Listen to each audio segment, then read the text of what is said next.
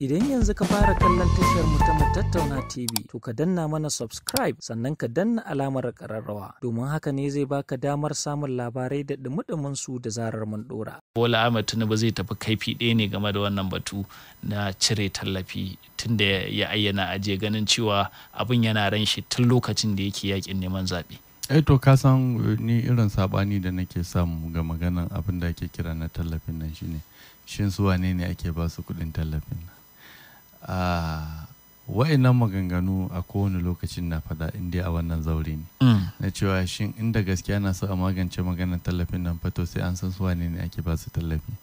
Amma inda za a yi irin tsari na birni ya cuci na kauye ne a yi sha'ani, to shi kenan. Don irin wa'innan tsare-tsare na gaya maka cewa lokacin da aka so raɗe-raɗi na shi maganar subsidy fa daga shekara ta 2005 ne ya zo 2006 ya kawo 2007.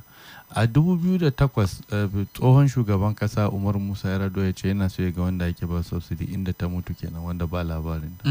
Sai daga mutuwansa ne kuma sai ta sake dawowa da karfinta, wanda a tsohon shugaban kasa Goodluck Ebele Jonathan kaga irin wabasan da ya har ya kai ga a shekara 6 da ya an biya tiriliyon 2 da wasu dubu masu yawa. To an zo ana ganin subsidy, shi tsohon shugaban kasa Muhammadu Buhari ya yi maganar shin kama wane meye ne subsidy ma tukuna, don ba ta sai a zuwa nuna mishi yadda ake ciki.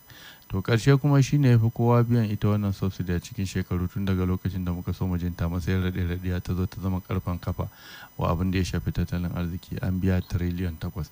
Aka zo kuma magana abin da ya shafi harkar tsaro an biya tiriliyon 6, wadda kuma in ka hada su gaba ɗaya zaka ga wani irin nasara ne aka samu, wadda ana ta tafiya a jikin shataletalen da aka tsaya inda ake tantane.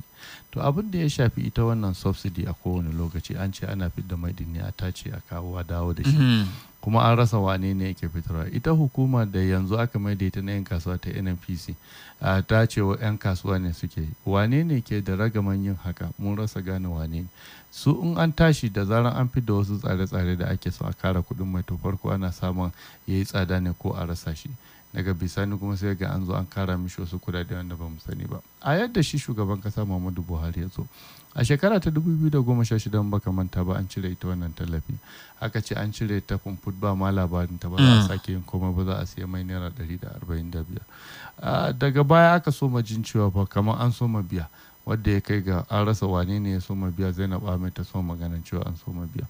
Daga wurin aka zo ya kai ga ma ba a iya gane kuma cewa sai an cire tallafi. Na farko da aka faɗa menene aka yi, an zo yanzu ba ya wuce karfin kafa ma yanzu shine tattalin arzikin gaba daya, wanda ana ganin in an cire shi zai da jikatar da al'umma, wanda irin tsare-tsare na shi magana abin da ya shafi tattalin arziki na shugaban kasa, tsohon shugaban kasa Muhammadu Buhari ya tarkasa mutane miliyan 133 ne ya zuba su cikin talauci saboda irin tsare-tsare da aka yi. Kusan manyan kamfanuna da wadda suke sa hannunsu na jari kan abin da ya shafi shi ya cire su a talauci ko ya sa su a talauci a faɗuwan dutse cikin rijiya aka yi ma maganan talauci ne. Don haka wayannan tsare-tsare in dai na tattalin wane ne da ya shafi wurin shi kalan abin da ya shafi ta wannan da digital economy. Don abin da ya sa nake kira digital economy ba digital advisor ba, gaba ɗaya saboda wurin da aka fuskanta kenan. Kusan duniya gaba ɗaya yanzu ta kawai gwamnati ta shugaban kasan zai a yanzu.